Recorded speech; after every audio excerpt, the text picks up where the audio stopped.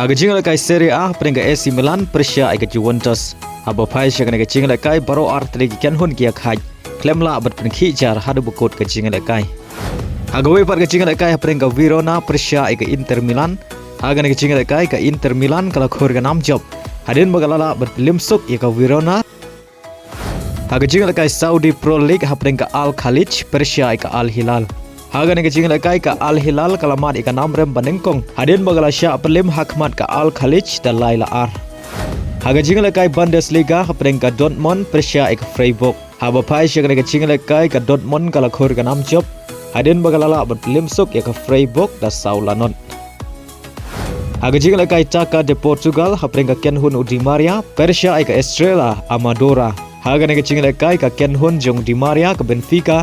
Kalau khor ke nam job hadin bagalala bat pelimsuk ia ka Estrela dan Nyolonot. Badha kan kecing lekai orang lekai bekensai jonggari Argentina obaladon live nru Snem karta u Angel Di Maria pulio bentep Hattrick haga ni kecing lekai.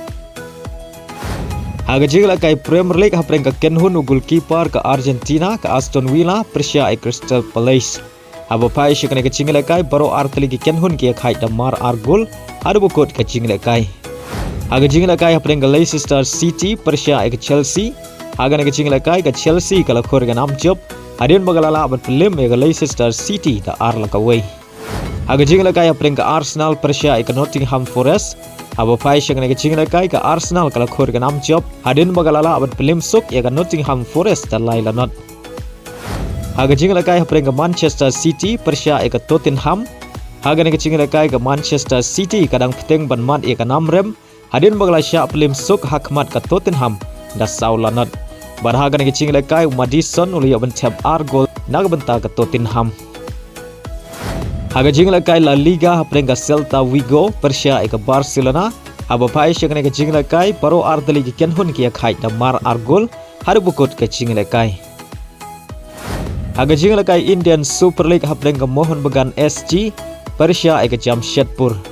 Haga ni kecing lekai ke Mohun Bagan Super Giant kalau khor ke nam job.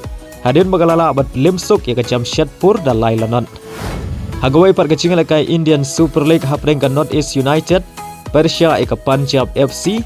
Haba pai syak ni kecing lekai ke North East United kalau khor ke nam job. Hadin bagalala bat lim ke Punjab FC da ar lakawei.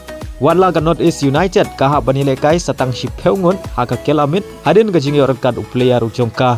Baling bang na kecing job ke North East United kala kiu sya ke kerdan ke balai kat ba ke Punjab FC kala hab anhiar sya ke kerdan ke banriu hak min ya point.